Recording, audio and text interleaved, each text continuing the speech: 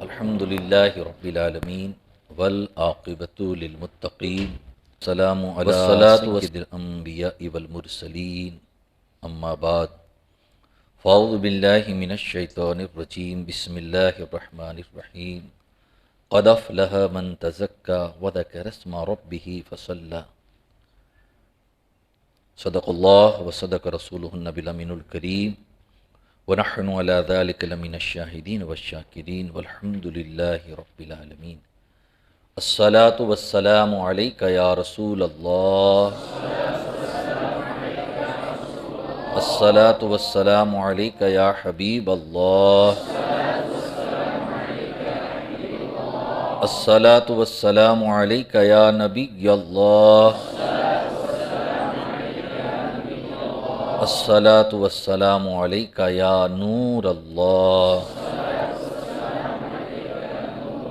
صلی اللہ تعالی علیہ وسلم۔ آیت طیبہ کی روشنی میں اللہ تعالیٰ مجھے حق کہنے، آپ سب کو حق سننے، ہم سب کو اس پر عمل کرنے کی توفیق عطا فرمائے۔ امام عشق و محبت سرکار اعلیٰ حضرت ارشاد فرماتے ہیں، تو جو چاہے تو ابھی میل میرے دل کے دھلے، تو جو چاہیں تو ابھی میل میرے دل کے دھلے، کہ خدا دل نہیں کرتا کبھی میلا تیرا۔ میرے آقا علیہ الصلوۃ والتسلیم کے پیارے دیوانوں، میلاد النبی صلی اللہ علیہ وسلم کے مقدس بابرکت مہینے میں اللہ کے گھر میں بیٹھ کر تزکیہ نفس کے لیے جد و جہد کرنا یہ بڑی سعادت کی بات ہے۔ اللہ تبارک و تعالیٰ نے ایک موقع عطا فرمایا۔ اللہ تبارک و تعالیٰ ہمیں ہمیشہ ان باتوں پر عمل کی توفیق عطا فرمائے۔ آقا کریم صلی اللہ علیہ وسلم کی تشریف آوری کا مقصد اللہ تعالیٰ قرآن مقدس میں ارشاد فرماتا ہے، کما ارسلنا فیکم رسولا منکم یتلو علیکم آیاتنا ویزکیکم، کہ یہ رسول جو تمہاری طرف مبعوث کیے گئے ہیں وہ تم پر قرآن کی آیتیں پڑھتے ہیں اور تمہیں پاک کرتے ہیں۔ حضور صلی اللہ علیہ وسلم پاک کرنے کے لیے آئے اور ہمیں بھی اپنے دل کو پاک کرنے کا حکم اللہ نے عطا فرمایا، اور ارشاد فرماتا ہے مولا قد افلح من تزکی وذکر اسم ربہ فصلی، کامیاب وہ ہیں جس نے اپنے آپ کو پاک کر لیا اور اللہ کا نام لے کر اس کا ذکر کیا اور نماز پڑھی۔ تو کامیابی کے لیے سرکار تشریف لائے، اور یہی کامیابی کے لیے جو ہمیں راستہ بتایا گیا، جو طریقہ بتایا گیا، وہ یہ ہے کہ اپنے آپ کو پاک کرنا۔ کامیابی ایک طرف کو نہیں کہتے، یعنی صرف دنیا میں کامیاب ہو جائیں مگر آخرت کے لیے کچھ نہیں ہے تو وہ کامیاب نہیں ہے۔ کامیابی کے لیے دنیا و آخرت کی دونوں طرف کی جو اللہ تبارک و تعالیٰ کی عطا کردہ شرائطیں ہیں اور شریعت محمد رسول اللہ صلی اللہ علیہ وسلم میں جس پر عمل کا حکم ہے وہ کرنے کے بعد کامیاب ہوتے ہیں۔ اگر کامیابی پیسہ کما لینا ہوتا تو قارون بہت بڑا کامیاب ہوتا، کیونکہ اس کے پاس بہت خزانہ تھا، 70 جوانوں کی پیٹھ جھک جاتی تھی اس کے خزانوں کی کنجیاں اٹھاتے اٹھاتے۔ صرف علم اگر کامیابی کی دلیل ہوتی تو شیطان بھی بہت بڑا کامیاب ہوتا، کہ وہ تو فرشتوں کو جنت میں درس دیتا تھا۔ شہرت، بادشاہت اگر کامیابی کی دلیل ہوتی تو سکندر نے دنیا کے بیشتر ممالک پر اپنا پرچم لہرا دیا تھا، لیکن شیطان مردود قرار دیا، قیامت تک ہمیشہ کے لیے اللہ کی بارگاہ سے رائندہ ہو کے نکال دیا گیا۔ قارون زمین میں دس رہا ہے۔ سکندر اعظم نے اپنے دونوں ہاتھ جنازے کے باہر خالی رکھے تھے کہ لوگ دیکھ لیں میں دنیا سے کچھ لے کر نہیں جا رہا، تو پھر اب کامیاب کیسے ہوں؟ اسی لیے فرمایا قرآن مقدس میں اللہ تبارک و تعالیٰ نے قد افلح من تزکیٰ، کامیاب وہ ہے جس نے اپنے آپ کو پاک کر لیا، اور اپنے آپ کو پاک کرنے سے مراد اپنے دل کو پاک کر لیا۔ تو بھلا یہ دل کے اندر بھی کچھ ہوتا ہے، یہ تو اندر ہیں، اگر ناپاکی کے چھینٹے لگے تو کپڑوں پہ لگتے ہیں، بدن پہ لگتے ہیں، لیکن دل میں کیسے ہوں؟ تو بندہ مومن جب گناہ کرتا ہے تو ایک سیاہ نقطہ اس کے دل پہ لگ جاتا ہے، اور پھر وہ گناہ پہ گناہ کرتے جاتا ہے تو پورا دل سیاہ ہو جاتا ہے۔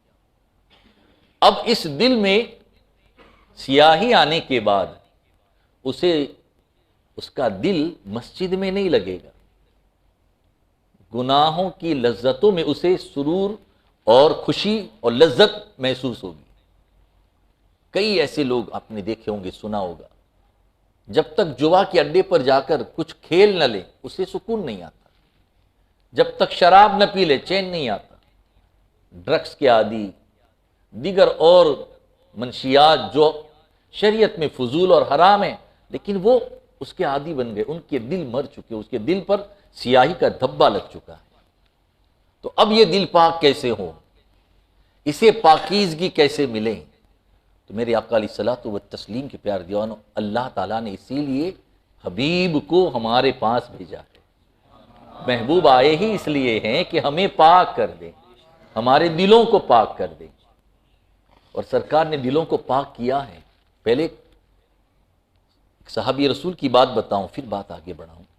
حضرت فضالہ رضی اللہ تعالیٰ عنہ صحابی رسول ہیں، ایمان لانے سے پہلے حضور کے دشمن ہیں، اور یہی فراق میں رہتے تھے کہ کیسے معاذ اللہ حضور کو میں پیٹھ کے پیچھے وار کروں، کدھر وار کروں اور انہیں میں قتل کر دوں۔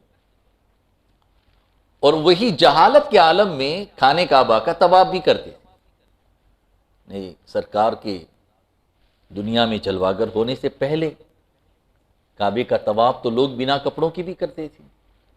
تو زمانے جاہلیت میں لوگ طواف تو کرتے تھے، یہ فضالہ بھی طواف کرنے کے لیے اپنے گھر سے نکلتے، راستے میں ایک خاتون رہتی تھی، اس کے گھر بیٹھتے، اس سے مذاق مستی کرتے، کعبہ پیتے، پھر اس کے بعد حرم آتے اور طواف کرتے۔ ایک دن آئے تو کیا دیکھا؟ طواف کعبہ وہ خود کرنے آئے تو دیکھا اللہ کے رسول بھی طواف کر رہے ہیں۔ حضور کے طواف کرتے اس موقع کو پا کر سوچا کہ آج تو ان کا کام تمام کر دوں، تو وہ بھی طواف کرتے کرتے حضور کے قریب ہوئے کہ ساتھ میں چلوں اور پیچھے سے وار کروں۔ جیسے وہ حضور کے قریب آئے تو اللہ کے رسول غیب دا نبی میرے آقا صلی اللہ علیہ وسلم فرماتے، فضالہ کیوں آئے ہو؟ تو گھبرا جاتے ہیں کہ مجھے اچانک پوچھ لیا، میرا ارادہ یہ ہے اور یہ پوچھ رہے ہیں کہ ایسے ہی طواف کرنے آیا ہوں۔ تو اللہ کے رسول نے سینے پر ہاتھ لگایا، کہا فضالہ خانے کعبہ کا طواف کرتے کرتے کعبے کے سامنے بھی جھوٹ بولتے ہو؟ اتنا کہنا تھا کہ دل کی دنیا بدل گئی، اور کیوں نہ بدلتی جس سینے پر اللہ کے حبیب کا ہاتھ جو لگ چکا تھا، وہ رحمت برا ہاتھ ان کے سینے پر آ گیا، اب کیوں نہ دل کی دنیا بدلے؟ پاک ہو گئے کہ یا رسول اللہ کلمہ پڑھائیں، ایمان لے آئیں۔ کہ اب سے پہلے تک تو میں آپ کا دشمن تھا، لیکن یا رسول اللہ یہ سینے پر جو ہاتھ لگا ہے نا، یہ برکتوں سے اب سب سے زیادہ آپ سے محبت ہے۔ اب اصل بات جو ہے وہ واپس جانے لگے گھر پہ۔ اسی عورت کا مکان آیا اور وہ انتظار میں کھڑی تھی کہ فضالہ آئیں اور میں ان کو گھر میں بلاؤں۔ جیسے ہی وہ اس گھر کے قریب سے گزرے، دور سے انہوں نے دیکھ لیا کہ وہ عورت انتظار میں کھڑی ہے، تو نظروں کو جھکا دیا اور پھر چلنے لگے۔ جب اس کا گھر دروازہ پاس ہو گیا، کراس ہو گیا، تو اس نے وہیں سے آواز دی، فضالہ کیا بات ہے، ناراض ہو کہ میری طرف دیکھا بھی نہیں، گھر میں بھی نہیں آئے اور چلیں؟ کیا اب میری خوبصورتی اچھی نہیں لگتی؟ تو آپ نے فرمایا اب تک جو بات تھی وہ الگ تھی، اب فضالہ کے دل میں محمد عربی کی محبت آ گئی ہے۔ اب یہ دل ان کا ہو چکا ہے، اب یہاں کوئی محبت نہیں آ سکتی۔ تو حضور نے ایسے پاک کیا، تو حضور کی محبت سے دل پاک ہوتی۔ سرکار فرماتے دل پاک کرنے کے حوالے سے زیادہ کلمے کا ورد کرو، دل پاک ہو جاتا ہے۔ کلمے طیبہ سے دل پاک ہوتا ہے۔ پڑھیں کلمہ، خوب پڑھیں۔ پھر سرکار فرماتے ہیں تلاوت قرآن مقدس سے دل پاک ہوتا ہے۔ پڑھیں، خوب تلاوت کریں، کیونکہ یہ اللہ کا کلام ہے، پاک کتاب ہے، تو اس کی تلاوت سے دل پاک ہو جاتا ہے۔ اور تیسری بات بتائی، موت کو یاد کرنے سے بھی دل پاک ہوتا ہے۔ تو سرکار دلوں کو پاک کرنے آئے، باہر نکالنے کی ضرورت نہیں، اس کو دھونے کی ضرورت نہیں ہے، بلکہ آقا کریم کی تعلیمات پر عمل کریں گے تو پھر دل پاک ہو جاتا ہے۔ تو اصل تزکیہ یہی ہے کہ اس دل میں اللہ و رسول کی محبت کے ساتھ کوئی ایسی بات نہ ہو۔ تو وہ ہوتا تو رہتا ہے، کبھی انجانے میں گناہ ہو گیا، لیکن اس کے تزکیے کے لیے ہمارے لیے توبہ کا دروازہ کھلا ہے۔ بندہ توبہ کر لیتا ہے، ندامت کے دو آنسو بہا لیتا ہے، اللہ تعالیٰ پھر اس دل پر لگے زنگ کو، اس میل کو دور کر کے اسے پھر پاک کر دیتا ہے۔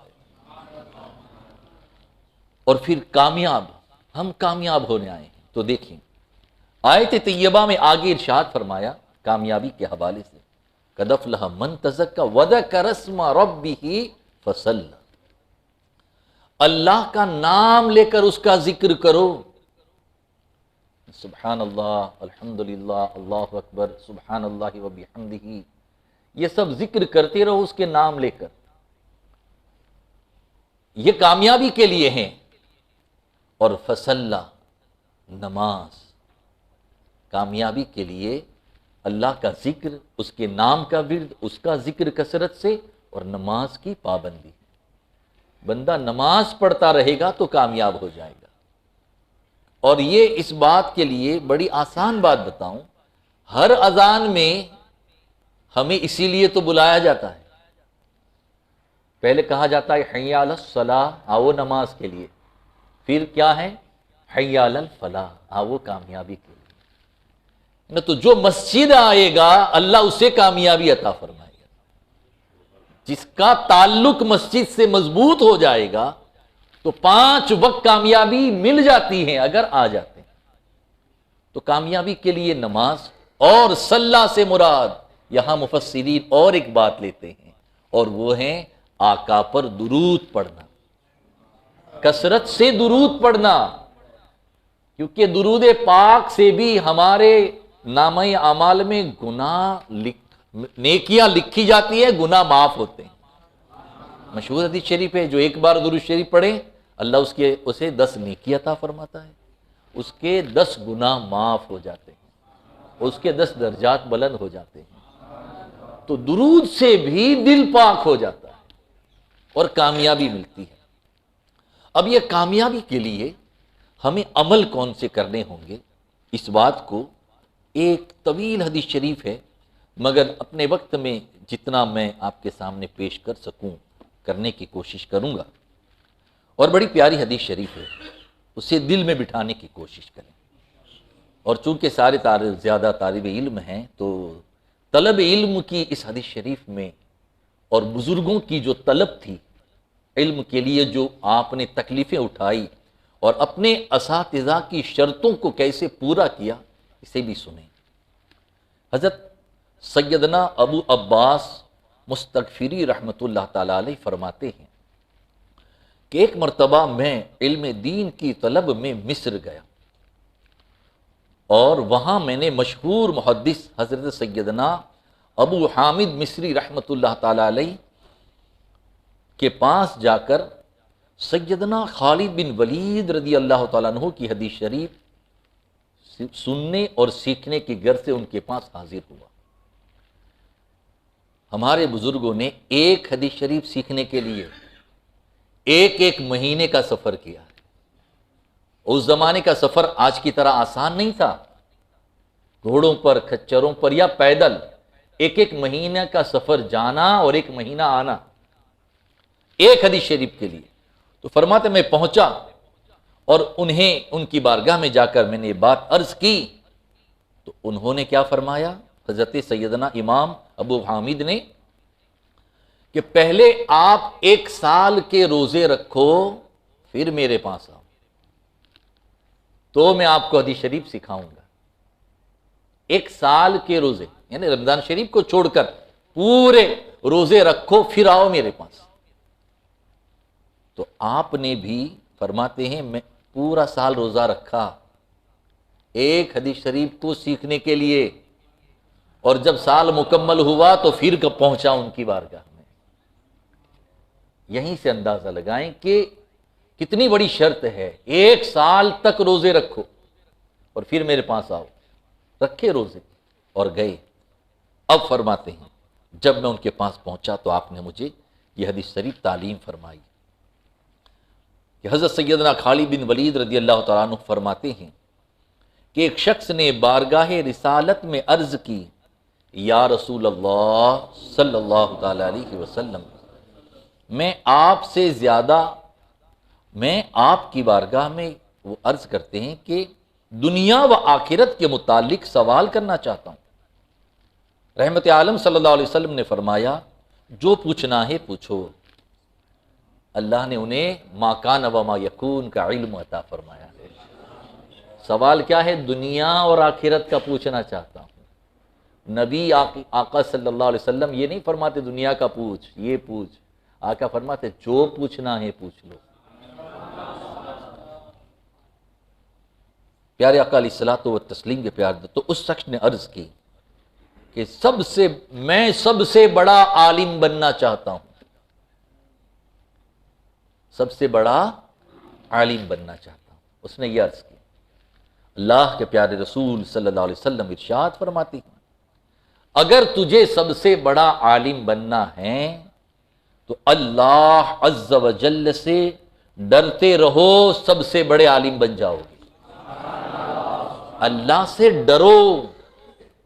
اور اللہ تبارک و تعالی نے بھی قرآن مقدس میں اس حوالے سے آیت فرمائی نازل کہ جو علم والا ہے وہی سب سے بڑا اللہ سے ڈرنے والا ہے۔ تو اللہ سے جو ڈرے گا وہ عالم ہے۔ تو اللہ کا ڈر بٹھانا پڑے گا۔ کیسے ڈریں؟ ہر حال میں ڈریں، ظاہر میں بھی ڈریں اور تنہائی میں بھی ڈریں، جیسے ڈرنے کا حق ہے۔ تو اللہ کا ڈر بٹھائیں اور ڈریں اللہ سے۔ تو جو ڈرتا رہے گا وہ عالم بنے گا، اسے اللہ علم عطا فرمائے گا، اسے حکمتوں کا نور ملے گا، علم کا نور ملے گا۔ اور علم حاصل کیوں کرنا ہے؟ اس کا مقصد کیا ہے؟ اگر کوئی ہمیں پوچھ لے کہ آپ کیوں علم حاصل کر رہے ہیں، تو ہم نہ دنیا کمانے کے لیے علم حاصل کر رہے ہیں، نہ شہرت کے لیے علم حاصل کر رہے ہیں کہ میری واہ واہ ہو جائے، میرے نام کے آگے علامہ مولانا یہ وہ لگ جائے، نہیں، اس لیے نہیں کر رہے ہیں۔ نہیں، ہمارے لیے دنیا کمانے کا یہ ذریعہ ہے۔ ہاں، ہم علم اس لیے حاصل کرتے ہیں کہ ہمیں اللہ کی معرفت حاصل ہو جائے، اللہ کی پہچان ہو جائے، اس لیے علم حاصل کرتے ہیں۔ اور ہم اس لیے علم حاصل کرتے ہیں کہ جو کچھ میں اپنے دین کے بارے میں جان لوں وہ آقا کے دوسرے غلاموں تک پہنچا دوں، ورنہ رزق تو اللہ نے جو نصیب میں لکھا ہے وہ ملنے ہی والا ہے، اس میں کوئی کمی نہیں ہونے والی۔ وہ لکھ دیا گیا اتنا رزق ملے گا، اتنی دولت ملے گی، تو وہ تو آنا ہی ہے۔ اس لیے اس کے لیے کوششیں کرنا ہے، لیکن علم حاصل اس لیے کریں گے اللہ کی معرفت حاصل ہو جائے۔ اب وہ شخص عرض کرتے ہیں دوسری بات، اور بڑی پیاری ہے یہ بات، یہی وہ تصوف کے حوالے سے جو ہے وہ عرض کی کہ یا رسول اللہ صلی اللہ علیہ وسلم میں سب سے زیادہ غنی بن جاؤں، میں چاہتا ہوں کہ سب سے زیادہ غنی بن جاؤں۔ آقا کریم نے ارشاد فرمایا اگر تجھے غنی بننا ہے تو قناعت کو اختیار کر لے، قناعت پسند بن جا، اللہ تجھے غنی کر دے گا۔ یعنی اللہ تھوڑا دیں، تھوڑے پر راضی ہو جا، پھر اللہ تجھے غنی کر دے گا۔ تو قناعت پسند بننا ہے، جتنا ہے اس سے اور زیادہ کی کوشش میں انسان لگا رہتا ہے۔ اور یہ بات میرے آقا صلی اللہ علیہ وسلم نے ارشاد فرمائی ہے کہ امام غزالی رحمۃ اللہ تعالی علیہ نے یہ حدیث شریف مکاشفۃ القلوب میں نقل فرمائی ہے کہ انسان کو جو چیزیں زیادہ غافل کر دیتی ہے، ایک تو یہ کہ اس کی حرص اسے کبھی پورا نہیں ہونے دیتی۔ اس کے پاس اگر سونے کے 2 پہاڑ ہو تو وہ تیسرے کی تمنا کرے گا۔ ایسا ہوتا ہے نا، آپ نے کئی لوگوں کا سنا ہوگا، کاروبار ہے تو ایک کاروبار ہونے کے بعد پھر اس کو بڑھانے کی بات، پھر اس کو اور بڑھاؤں، اسی میں لگے رہتے ہیں۔ رزق حلال کمانا چاہیے، شریعت منع نہیں کرتی، اور سرکار نے بھی فرمائی کہ انسان یہی کرے گا، ایک پہاڑ ہوگا تو وہ 2 کی 2 ہوگا تو 3 کی تمنا کرے گا۔ اب فرمان مصطفیٰ کیا ہے؟ آقا فرماتے ہیں کہ قیامت کے دن ہر امیر اور فقیر تمنا کرے گا کہ اس سے دنیا میں تھوڑا ہی دیا جاتا، کم ہی ہوتا اس کے پاس۔ قیامت میں ہر کوئی یہی تمنا کرے گا۔ اور فرمان نبی ہیں کہ میرے آقا علیہ الصلوۃ والتسلیم نے ارشاد فرمایا، 2 بھوک کبھی نہیں مٹتی، 2 بھوک کبھی مٹتی نہیں ہے، ایک علم کی بھوک اور دوسری دولت کی بھوک۔ جو خلوص دل سے علم کے پیچھے لگ جاتا ہے پھر اس کی پیاس کبھی بجھتی نہیں ہے، وہ ہمیشہ علم کے پیچھے لگا رہتا ہے، اور زیادہ جان لوں اور سیکھ لوں۔ اور یہ سرکار کا فرمان ہے، اور یہی بھوک کو بڑھانے کی ضرورت ہے۔ اور دوسری بات بتائی دولت کی بھوک، کہ انسان وہ بھی کبھی اس کی پوری نہیں ہوتی۔ اور ایک بڑی پیاری حدیث شریف ہے، آقا ارشاد فرماتے ہیں کہ انسان بوڑھا ہو جاتا ہے مگر 2 چیزیں جوان ہو جاتی ہیں۔ انسان کی عمر بڑھ جاتی ہے، 2 چیزیں جوان ہو جاتی ہیں، حرص اور دولت کی محبت۔ لالچ اور دولت کی محبت، یہ دونوں جوان ہی ہوتی رہتی ہے، بڑھتی رہتی ہے، اس کی عمر آگے بڑھتی ہے، بوڑھا ہو جاتا ہے، لیکن یہ دونوں چیزیں جوان ہو جاتی ہیں۔ تو اب یہ پتہ چلا کہ قناعت بہت ضروری ہے۔ اللہ جس میں رکھے اتنے میں راضی رہے، اللہ کی رضا میں راضی۔ اگر ہم ایسے بن گئے، قناعت پسند رہیں، تو پھر اللہ ہمیں غنی کر دے گا۔ ہم غنی یعنی کسی کے محتاج نہیں، اور اس سے بڑی دولت کیا چاہیے کہ ہم کسی کے محتاج ہوں۔ تو میرے آقا علیہ الصلوۃ والتسلیم کے پیارے دیوانوں، قناعت پسند بنیں، جو ملا کھا لیا، شکر کریں۔ اور جب بندہ قناعت پر اتفاق کر لیتا ہے، اللہ اسے شکر کی دولت عطا فرما دیتا ہے۔ کوئی کہے میں شکر گزار بندہ بننا چاہتا ہوں، تو جو ہیں اس پر اللہ کی رضا پر راضی رہے۔ تھوڑے میں راضی رہنے والا قناعت پسند انسان اللہ کو پسند ہے۔ اور اس حوالے سے بھی ایک بڑا پیارا یہ ہے کہ جو اللہ کے دیے ہوئے تھوڑے رزق پر راضی رہ گیا، اللہ قیامت میں اس کے تھوڑے عملوں پر راضی ہو جائے گا کہ میں نے اسے دیا ہی کیا تھا، تھوڑا دیا تھا مگر وہ راضی رہا۔ نہیں، واویلا نہ مچائیں، بے صبری کی باتیں نہیں، ناشکری کی باتیں نہیں، کہ میرے پاس تو ہے ہی کیا یار، ایسا نہیں، کبھی نہیں۔ جو ہے وہ بہتر ہی ہے، کیونکہ وہ اس کی مرضی ہے کہ ہمارے پاس اتنا ہی ہو، تو پھر ہمیں راضی رہ جانا چاہیے، ہمیں اس میں واویلا نہیں مچانا چاہیے۔ قناعت پر بہت ساری باتیں، لیکن چونکہ مزید یہ حدیث شریف کی باتیں مجھے پیش کرنی ہیں، اس لیے آگے بات بڑھاؤں۔ پھر عرض کی میں سب سے بہتر بننا چاہتا ہوں۔ یہ ہر کسی کی تمنا ہے کہ میں بہتر بن جاؤں۔ اللہ کے رسول ارشاد فرماتے ہیں لوگوں میں سب سے بہتر وہ ہیں جو لوگوں کو نفع پہنچاتا ہے، کسی کو نقصان نہیں پہنچاتا۔ تو ہمیں وہ انسان بننا ہے جو کسی کو نقصان نہ پہنچائے، کسی کو نقصان نہیں پہنچانا ہے۔ کر سکتے ہیں کسی کا بھلا کرو، کر سکتے ہیں اچھا کوئی کام کرنا ہے کرو، لوگوں کی بھلائی کے کام کرو۔ حضور صلی اللہ علیہ وسلم نے یہی تو کیا، اور آقا کے اسی اخلاق حسنہ کو دیکھ کر بڑے بڑے دشمن بھی ایمان لے آئے۔ صحابہ نے بھی یہی کیا، بزرگان دین نے بھی یہی کیا، اور یہی بات کو لے کر لوگوں کی بھلائی کے کاموں کو دیکھ کر لوگ دین سے قریب ہو گئے، لوگ اللہ کے بندے بن گئے نا۔ تو ہمیں بھی لوگوں کو نفع پہنچانے والا بننا ہے۔ بایزید بستامی رحمۃ اللہ تعالی علیہ، یہ نفع پہنچانے کی بات، اللہ کے ولی ہیں، جلیل القدر، ہر سنت پر عمل کیا حضور کی، لیکن کبھی غمزدہ ہو جاتے۔ کسی نے پوچھا حضور کیا بات ہے؟ کہ حضور کی جتنی سنتیں میں جانتا ہوں میں نے سب پر عمل کیا، لیکن ایک سنت ایسی ہے جس پر عمل کرنا ابھی تک موقع نہیں ملا۔ کہ وہ کون سی سنت ہے؟ کہ حضور صلی اللہ علیہ وسلم نماز فجر پڑھانے کے لیے مصلی پر تشریف لے جا رہے تھے، اور میں نے دیکھا سرکار صلی اللہ علیہ وسلم کے کان میں آواز آئی کسی بچے کی رونے کی۔ قریب میں ایک گھر میں بچہ رو رہا تھا، اور وہ مشکلوں کو دور کرنے آئے ہیں، اس گھر کی طرف گئے اور وہاں جا کر دروازہ کھٹکھٹایا۔ کون؟ کا محمد صلی اللہ علیہ وسلم۔ حضور نے، یہ سنت ہے حضور کی، اپنا نام بتائیں، کوئی بھی پوچھے تو آقا نے اپنا نام بتایا۔ دروازہ کھولا، کیا ہوا؟ بچہ کیوں روتا ہے؟ کہا کہ ہمارے گھر میں کچھ کھانا نہیں ہے، دودھ کے لیے بچہ روتا ہے۔ حضور فوراً عائشہ کے پاس آئے، کہا گھر میں کچھ ہے؟ کہا تھوڑا دودھ دے دو۔